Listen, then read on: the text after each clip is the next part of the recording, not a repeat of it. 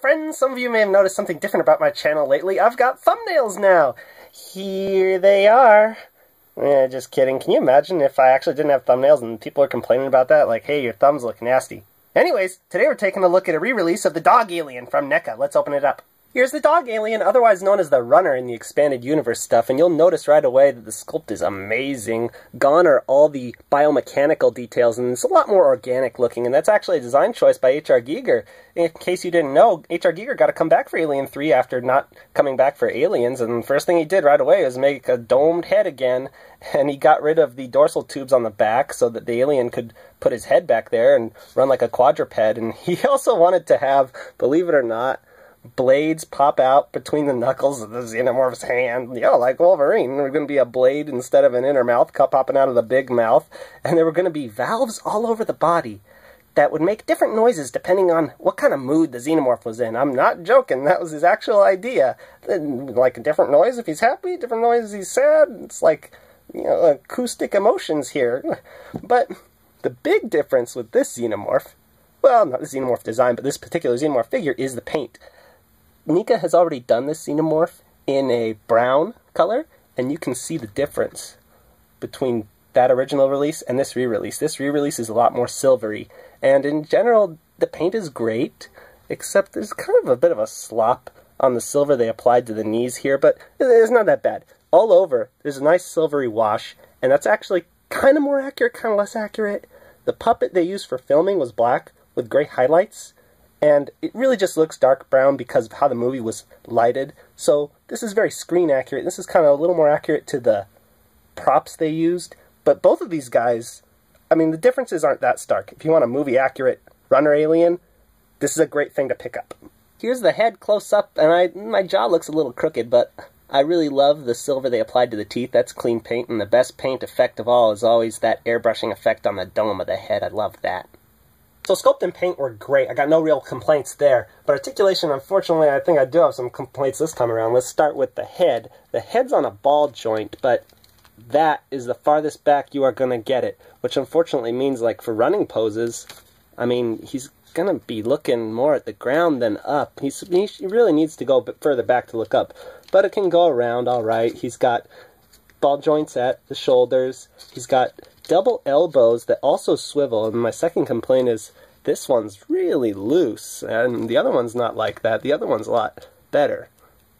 See that? He's got a diaphragm joint, he's got ball joint hips, double knees, and then he has a hinge and swivel, I don't know what to call this. This is an upper ankle for his digit grade legs, and then he has a ball joint for his lower ankle on his digitigrade legs.